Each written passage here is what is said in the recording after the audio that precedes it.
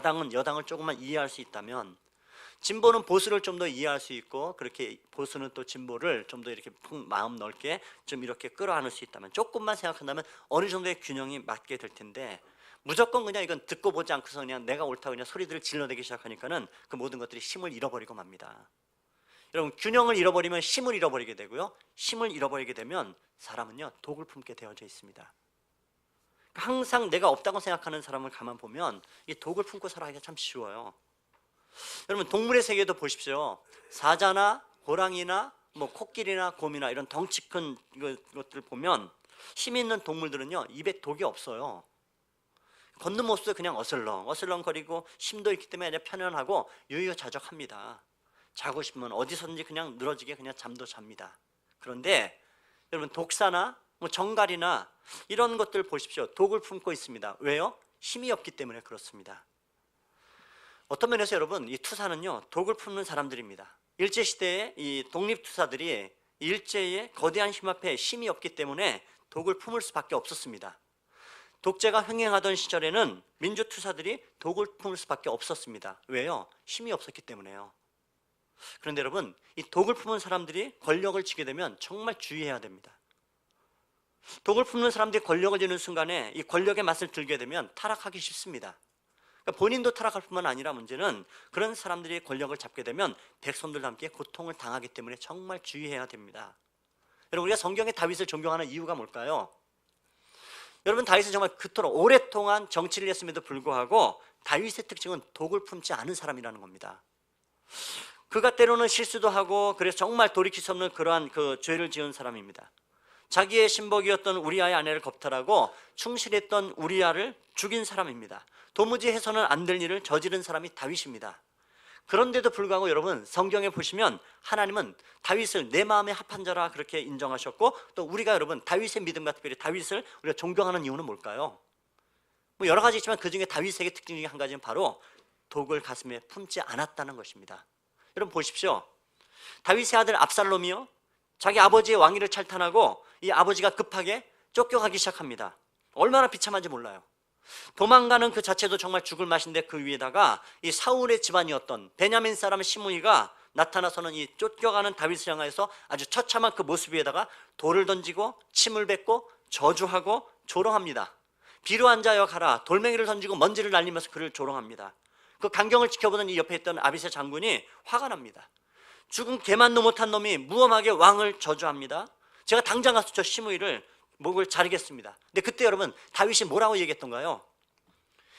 내가 낳은 자식도 내 왕위를 찬탈하고 나를 죽이려고 날뛰는 날뛰는 판에 이 베냐민 사람이야 오죽하겠느냐. 혹시 하나님께서 그에게 그렇게 하는 마음을 주셨는지 어찌 알겠는가. 혹시 하나님께서 그래도 나의 이 비참한 모습을 보시고 오늘 시므이가 한 저주가 도리어 바뀌어서 나에게 좋은 것으로 갚아주시는지 누가 알겠는가.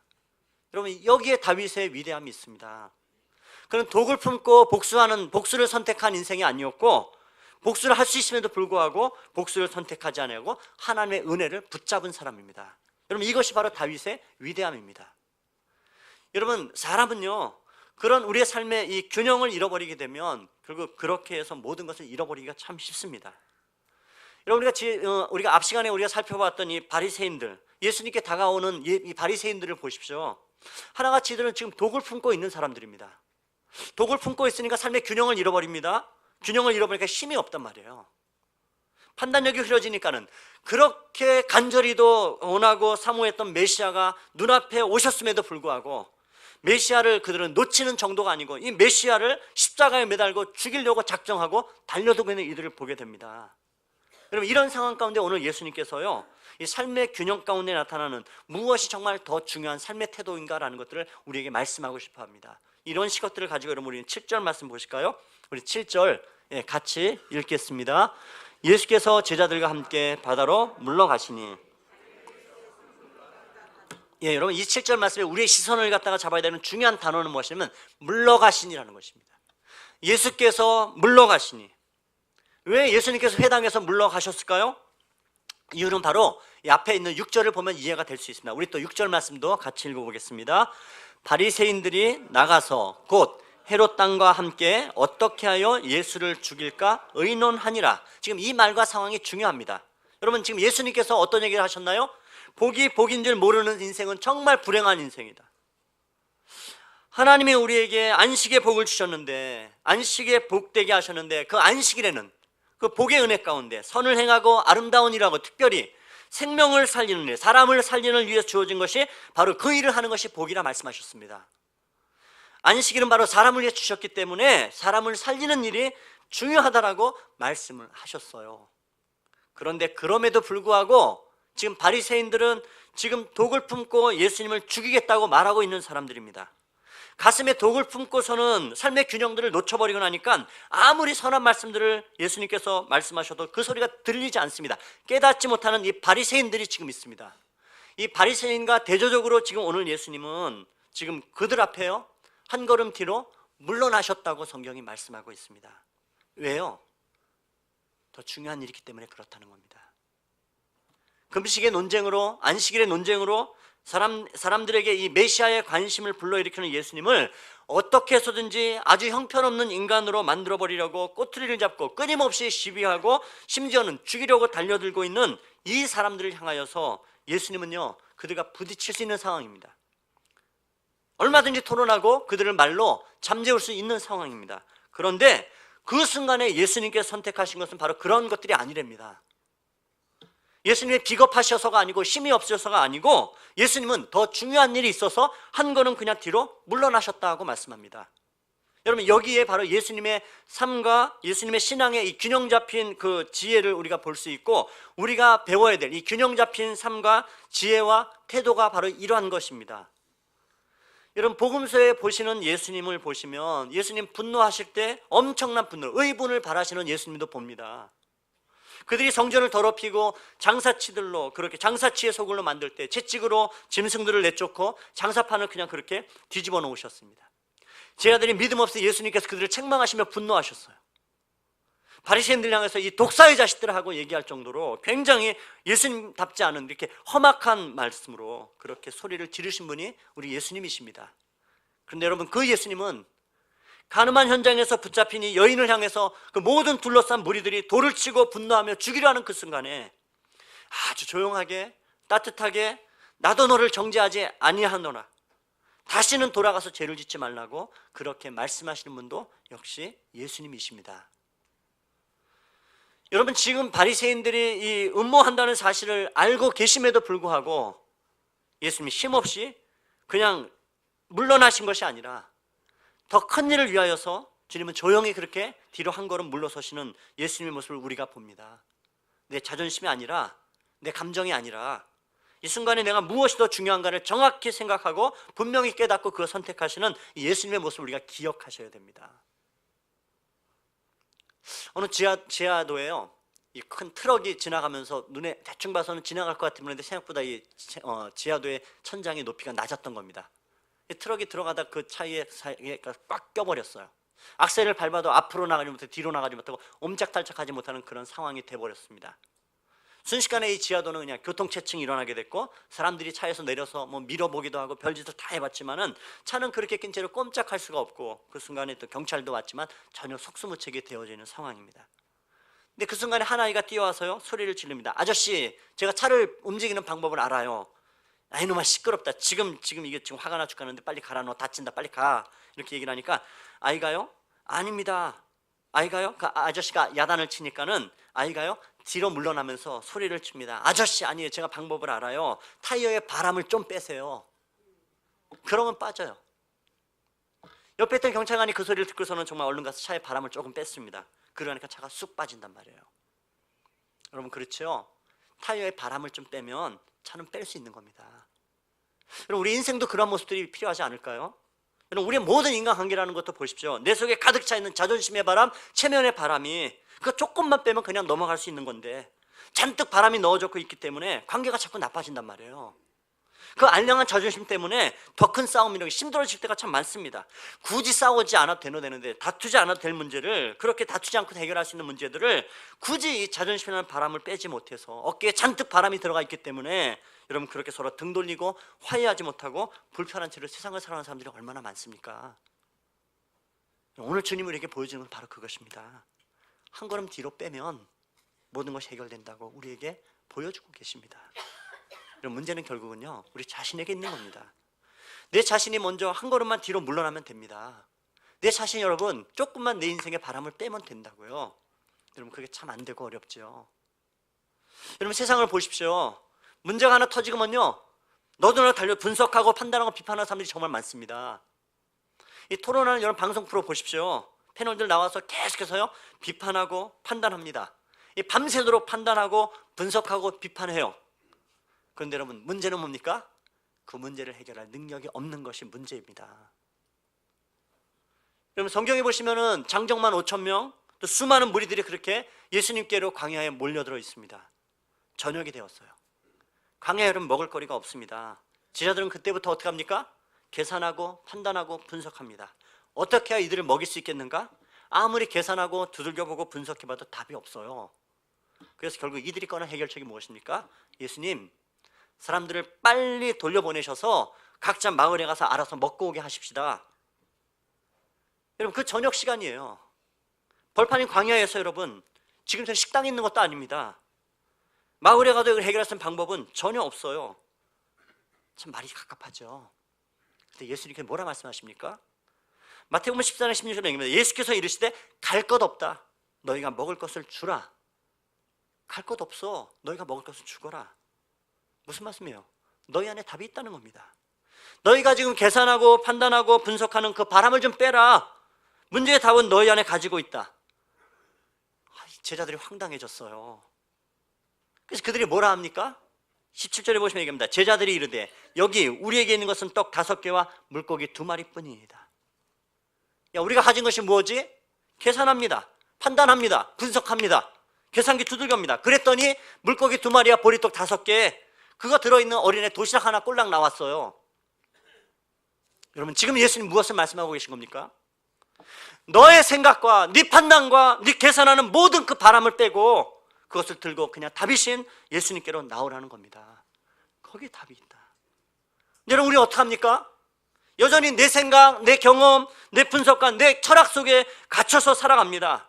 교회 안에서조차 믿음을 얘기한다고 하는 우리 자신들은 항상 분석하고 계산기 두들기고 그렇게 판단하는 것으로 우리 인생들을 자꾸 결론지어 가려고 애를 쓰지 않습니까? 여러분, 그 안경을 끼고 보니까는, 세상을 그리고 판단하려고 보니까는 이것은 판단도 안 되고 계산도 안 되고 아무것도 안 되는 것입니다.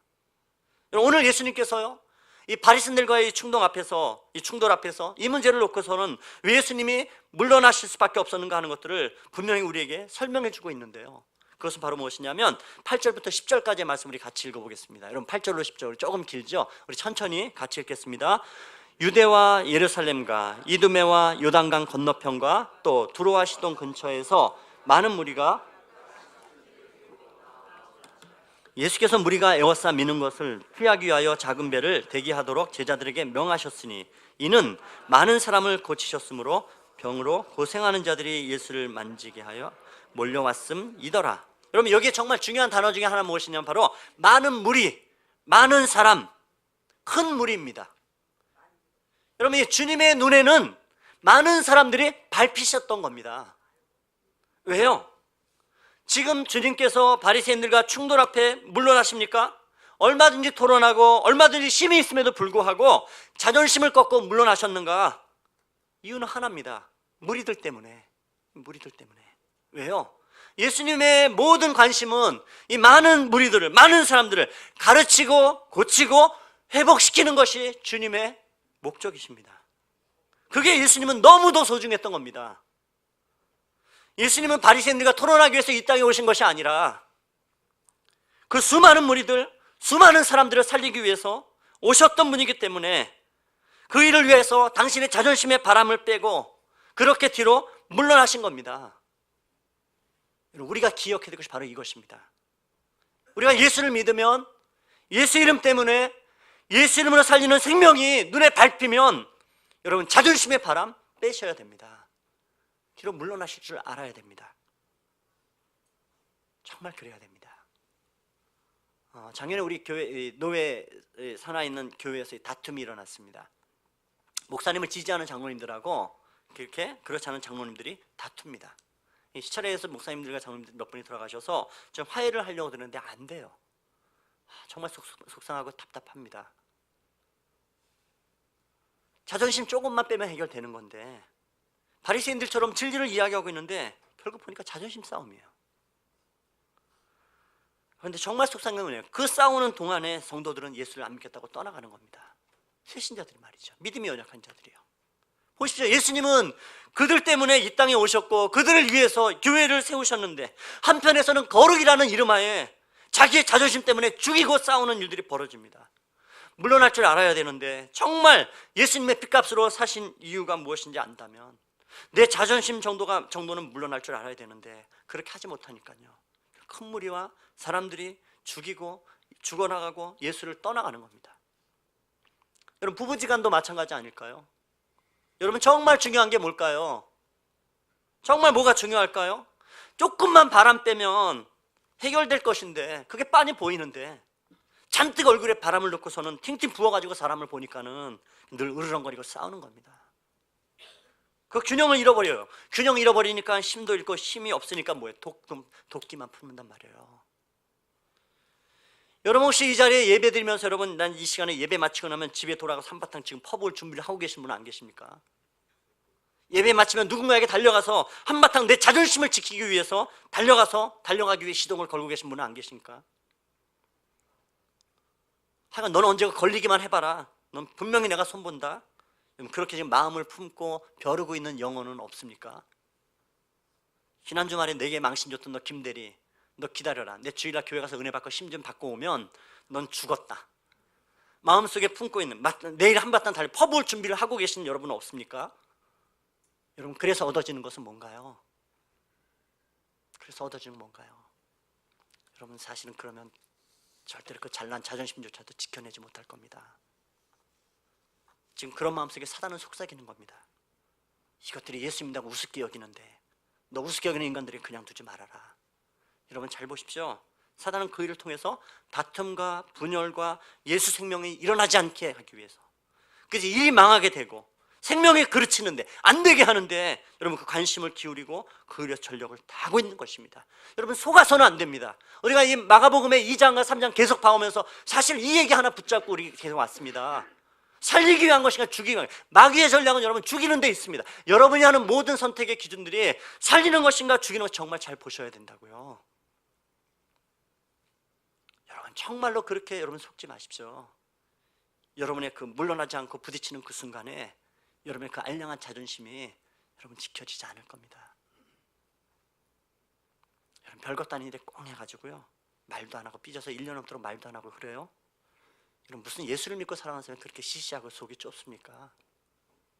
예수님이 그러실 거예요. 내가 그러려고 십자가 진 줄 아니. 여러분 십자가가 아까운 사람이 돼서는 안 됩니다. 예수의 보혈이 아까운 사람이 돼서는 안 됩니다. 여러분 오늘 예수님은 어떻게 하셨다고요? 7절 말씀 얘기합니다. 예수 제자들과 함께 바다로 물러가시니 갈릴리에서 큰 무리가 따르며 생명의 길을 위해서 모든 것 버리고 물러나신 예수 그리스도, 목자 없는 양같이 헤매고 주님을 찾아왔던 이 무리들에게 그 시선을 고정시키시고 물러나셨던 그 예수 그리스도, 우리 그분을 본받아야 됩니다. 한 걸음 물러나는 사람 돼야 됩니다. 바람을 빼는 사람 돼야 됩니다. 생명을 살리는 일을 위해서 말이죠. 함께 사는 길을 위해서 말이죠. 여러분 물러나는 사람 돼야 됩니다. 우리 관심은 하나면 됩니다. 예수님의 마음으로 살리기 위해서 모든 건 내려놓고 생명의 길을 가면 됩니다. 여러분 우리 시선은 그곳에 함께 머무르면 된단 말이에요. 여러분 지금 우리는 십자가의 길을 하시는 이 고난의 주님을 묵상하는 사순절 기간을 보내고 있습니다. 여러분 예수님은 결국은요 힘 빼고 물러나신 정도가 아니라 죽이려고 달려드는 이 바리새인들과 장로들과 서기관들의 그 모든 작당을 온몸으로 그렇게 받으시면서 십자가로 올라가셨습니다. 마치 도수장에 끌려가는 양처럼 말이죠. 아무 말씀도 없이 아무 죄 없으신 그 예수님이 세상에 가장 억울하신 그 주님이 억울하다 하지 아니하시고 묵묵히 십자가를 지고 올라가셨습니다. 왜요? 그 묵묵히 자존심 내려놓으신 예수님, 모든 그 인간들 앞에서 실오라기 하나 걸치지 않는 그 모멸과 멸시와 천대를 예수님 그렇게 받으시며 십자가를 지셨습니다. 그 묵묵히 십자가를 지시고 모든 자존심 내려놓고 멸시와 천대의 그 십자가의 길을 가신 덕분에 내게 생명의 길이 열린 겁니다. 내가 영원한 생명을 얻은 것입니다. 내게 그 생명의 길을 열어놓으셨다고요. 여러분 우리는 그 생명의 길을 가신 예수 그리스도를 따르는 예수의 사람들입니다. 예수의 길을 따라가는 사람들입니다. 지금 여러분 이 자리에서 우리가 예배하는 것은 바로 그 생명의 길을 열으신 예수 그리스도 이름을 찬송하고 또 그 주님이 가셨던 생명을 살리는 그 길을 나도 따라가겠습니다. 여러분 그 다짐하고 고백하며 예배하는 사람들인 줄 믿습니다. 여러분 오늘 우리가 바로 그 예수님의 십자가의 길을 가면서 여러분 예수님의 행적과 예수님이 하신 것들을 반드시 기억해내셔야 됩니다. 예수님께서 물러나시더라. 예수님께서 모든 자존심의 힘을 빼고 바람을 빼고 물러나시더라. 여러분 우린 그 길을 가야 됩니다. 이유는 하나입니다. 생명을 위해서 말이죠. 살리는 사람들이 되기 위해서요. 금식을 왜 하니 왜 안 하니, 안식일을 왜 지키니 안 지키니 그거를 싸우면서 모든 독을 품고 정말 안식도 금식도 생명을 위해 필요한 것임을 알고 있음에도 불구하고 그 모든 걸 잃어버린 바리새인들처럼 여러분 이렇게 굳어진 자의 마음으로 살아가는 우리가 아니고 여러분 정말로 예수의 마음을 품고 그렇게 물러서고 자존심 내려놓고 십자가 앞에 엎드리면 주님께서 일하실 줄 믿습니다. 여러분 거기에 생명이 열릴 줄로 믿습니다. 그 은혜 바라보시고 그 생명의 열매들을 함께 기대하고 정말 이 십자가로 가셨던 예수님의 이 길 물러나시고 생명을 위해서 묵묵히 십자가 지셨던 이 길이 오늘 우리가 따르는 예수의 길, 생명의 길 우리 모두에게도 열려주시기를 높으신 주님의 이름으로 축원합니다. 우리 함께 기도하겠습니다. 예수님께서 물러나셨습니다. 모든 자존심과 모든 그의 힘이 있음에도 불구하고 예수님이 그냥 물러나셨습니다. 많은 무리들을 예수님의 눈에 품고 말이죠. 생명의 길을 열기 위해서 말이죠. 그 주님의 그 은혜 덕분에 하나님 내게도 생명의 길이 열렸습니다. 나는 오늘 그 예수로 말미암아 생명을 맛보고 생명을 노래하며 살아가는 사람이 되었습니다. 주님 이 시간에 우리가 함께 예배하는 것은 그 주님 앞에 나와 다시 십자가의 길을 다짐하는 하나님의 사람들이 모여 예배합니다. 하나님 우리의 모든 다짐 가운데 기름 부어 주십시오.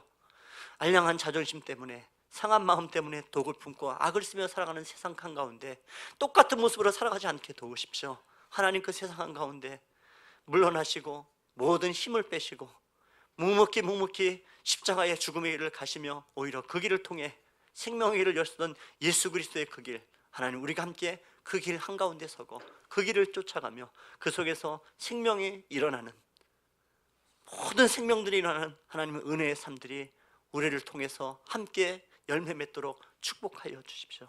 우리의 삶을 그렇게 기름 부어 주십시오. 이 시간 그렇게 다짐하는 식구들 하나님 모두를 기억하여 주십시오. 때론 상한 마음, 때론 속상한 마음, 때로는 정말 하나님 우리의 자존심들이 허락지 않는 그런 일들 가운데 놓여있는 식구들마다 오늘 말씀 기억하며 주님께서 물러나셨던 그 모습들을 내 마음속에 새기며 함께 생명의 길을 찾아 떠나는 우리 모두 될 수 있도록 축복하여 주옵소서.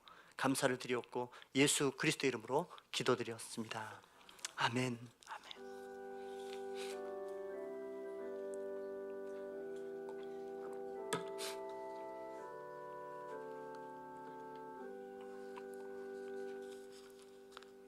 예, 감사드립니다. 우리 교회 소식 전합니다.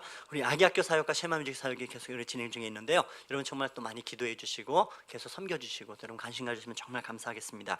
우리 충계 신방이 계속 진행 중에 있습니다. 우리 구역별로 일정들을 확인해 주시면 감사하겠는데요. 이번 주 4월 2일 화요일은 1-12구역, 4일 목요일에는 1-9구역과 2-12구역, 4월 6일 토요일에는 1-13구역과 2-11구역 신방이 진행되고 그 다음 일정들도 보시면 되겠고요. 혹시 우리 신방 일정이 지나간 가정들 가운데서 신방받기 원하시는 가정들은 우리 구역장님께 또 말씀하시고 또 그래서 우리 목사님들에게 말씀해 주시면 우리 또 신방 계속 진행하도록 하겠습니다.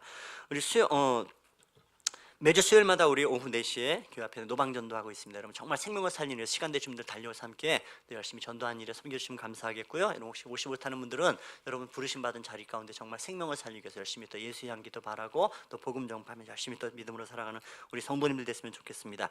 오늘 오후 찬양 예배는 구역 예배로 드려지게 됩니다. 우리 구역장님들 구역신들 함께 모이셔서 함께 우리 믿음의 교제 나누시면 감사하겠고, 또 구역장님들 우리 구역 보고서도 함께 꼭 제출해 주시면 감사하겠고, 우리 성례 교육이 있습니다. 지금 우리가 사순절 기간 지나고 이제 고난 주간 이렇게 또 우리 부활주일 한 걸음 장으로 나아가게 되는데, 이 성례 교육 받습니다. 학습과 세례와 입교와 유아 세례를 위한 성례 교육이 진행됩니다.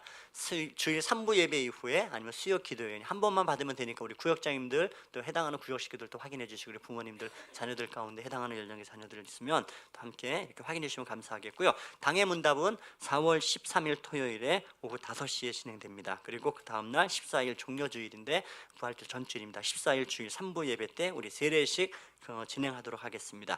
그리고 이제 사순절 기간 가운데 특별히 우리 4월 15일 날부터가 이제 고난 주간입니다. 한 주간 동안의 고난 주간인데, 여러분 고난 주간 15일부터 19일까지 우리 고난 주간 특별 새벽 기도회 우리 진행됩니다.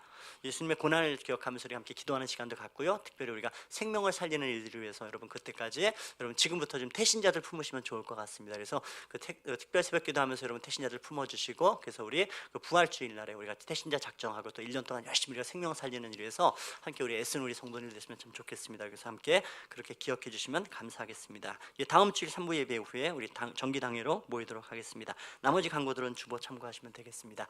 자, 옆에 있는 분들 이제 우리 인사 나눌 텐데요. 이렇게 인사합시다. 우리 힘 빼십시다. 사랑합니다. 축복합니다. 이렇게 인사하십시다.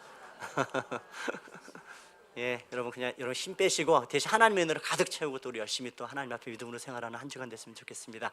우리 다 함께 일어나셔서요, 우리 말씀 기억하면 하나님 앞에 찬송 올려드리도록 하겠습니다.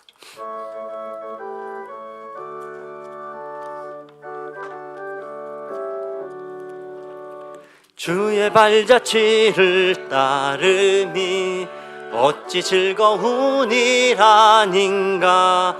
맘의 맑은 하늘 열리고 밝은 빛이 비친다. 발자취를 따라가자 기쁜 마음으로. 발자취를 따라가자 찬송하며 즐겁게. 주의 발자취를 따름이 어찌 행복한 일 아닌가. 맘의 악한 생각 사라져 밝은 마음 싹 튼다.